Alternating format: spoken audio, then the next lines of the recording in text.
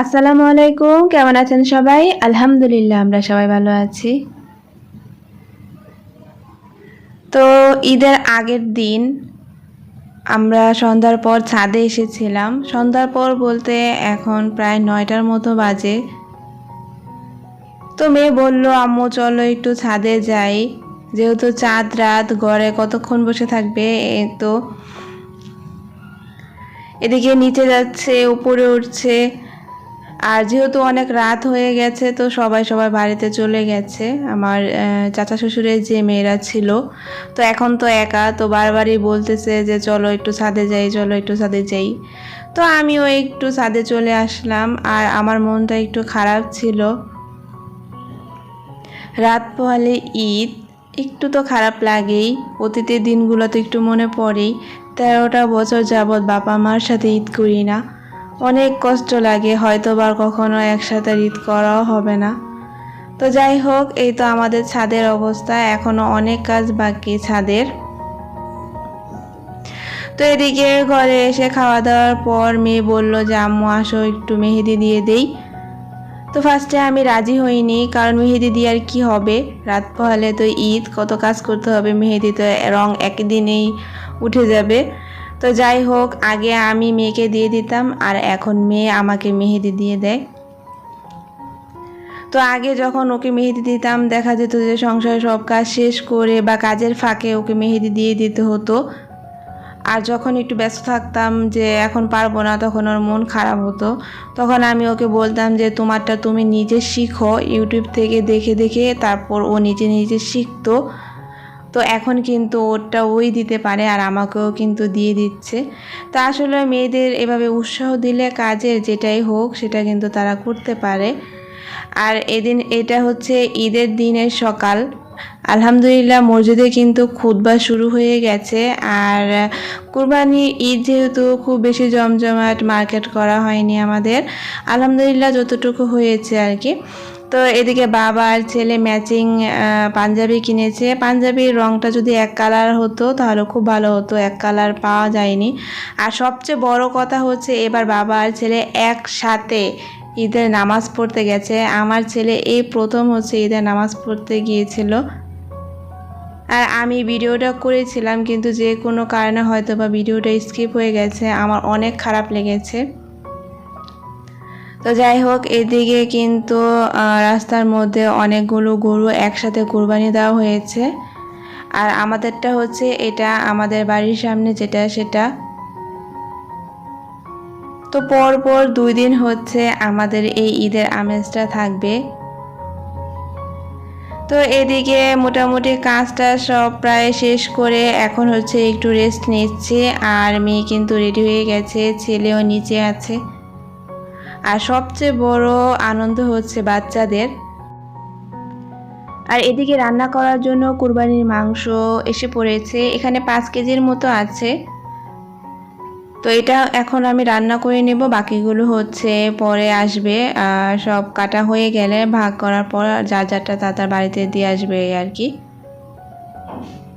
এদিকে আমি মাংসটা বসিয়ে দিয়েছি। আর কুরবানির মাংস এত বড় একটা আল্লাহ তাআলার রহমত যে আপনি যেভাবেই রান্না করেন না কেন টেস্ট এত ভালো আসে যা আপনি সারা বছর মাংস রান্না করলেও পাবেন না। আর এদিকে হচ্ছে খিচুড়ি রান্না করে নিয়েছি। এটা হচ্ছে আমার শ্বশুরবাড়ির ট্রেডিশনাল খাবার। তো খিচুড়ি আর গরুর মাংস প্রত্যেক ঈদেই তাদের থাকে। তো যাই হোক, এটা হচ্ছে আমার হাজব্যান্ডের খাবার। আমার হাজব্যান্ডের খিচুড়ি আর গরুর মাংস অনেক পছন্দ করে। আমার খিচুড়িটা প্রায় হয়ে গেছে, তো কাঁচামরিচ দিয়ে দিয়েছি। আর বাকিটা হচ্ছে এভাবে রেখে দিলেই হয়ে যাবে।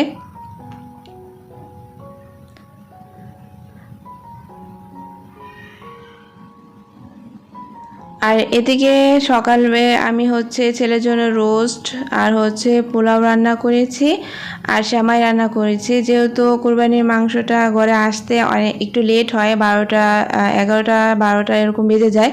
তো বাচ্চারা ততক্ষণ না খেয়ে থাকতে পারে না। তো সেই জন্য সকালে আমি হচ্ছে রোস্ট আর পোলাও রান্না করে নিয়েছিলাম। আর এদিকে কিচেনের অবস্থা কিন্তু একেবারেই খারাপ, আমি খুব বেশি একটা গুছাচ্ছি না এখন, যেহেতু আরেকটু পরে আরও অনেক কাজ আছে। তো কাজ শেষ করে দেখা যাবে যে একবারে যদি পারি সম্ভব হয় তাহলে গুছিয়ে নেব।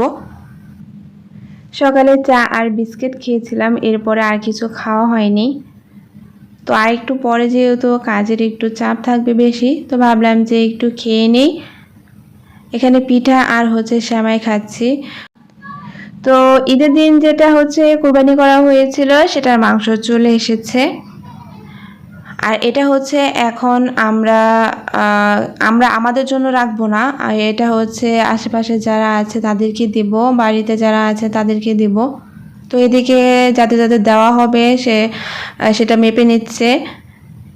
আর আমি এক সাইডে বসে যে বট ছিল সেটা নিয়ে নিচ্ছি। তো এটা ঈদের পরের দিন। এখানে দুটো পিঠে আছে, তো এগুলো আজকে লাগবে, যেহেতু আমার চাচা শ্বশুররা, তারপর আমার হাজব্যান্ডের 2 ভাই মিলে 4 জন মিলে মোট 2টা গরু নিয়ে এসেছিল। একটা ঈদের দিন কুরবানি দিয়েছে, আর একটা ঈদের পরের দিন দিবে। তো আজকে ঈদের দ্বিতীয় দিন। তো গতকালকে কাজ করার পর অনেক টায়ার্ড ছিলাম, আর কিছু করা হয় নাই। রান্নাঘরে সব এভাবেই আমি রেখে দিয়েছিলাম। এখন আমি ঝটপট রান্নাঘরটা পরিষ্কার করে নেব, জায়গাটা জায়গায় রেখে দেব। আজকে যেহেতু রান্নাবান্নার কাজ খুব বেশি নেই, গতকালকে যে মাংস রান্না করেছিলাম সেটা অনেকটাই আছে।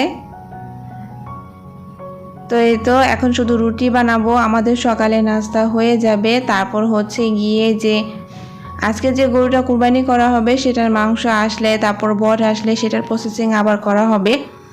এদিকে গতকালকে বাচ্চারা যে খেলাধুলা করেছিল, যেখানে যেটা আছে সেখানে সেটাই ছিল। তো এদিকে সকাল সকাল গরুটাকে গোসল করানো হচ্ছে। তো এই প্রথম এভাবে আমাদের কুরবানি করা হলো।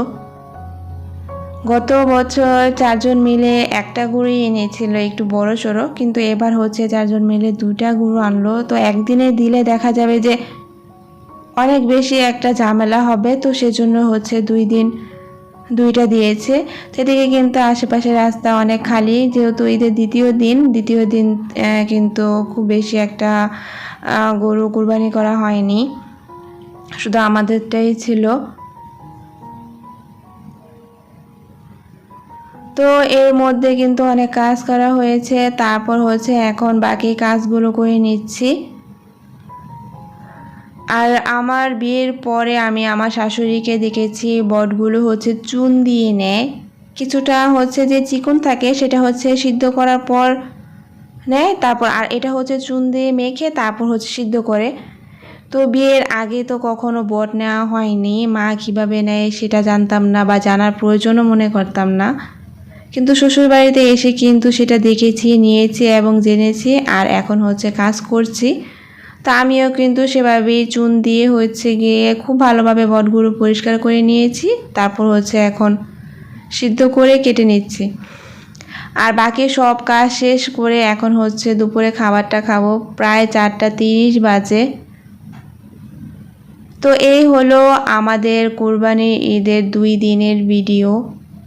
জানি না কেমন লাগবে, যদি ভালো লাগে তাহলে প্লিজ আমার ভিডিওতে একটা লাইক দিতে বলবেন না। তো আজকে পর্যন্তই, সবাই ভালো থাকবেন, সুস্থ থাকবেন। আল্লাহ হাফেজ, আসসালামু আলাইকুম।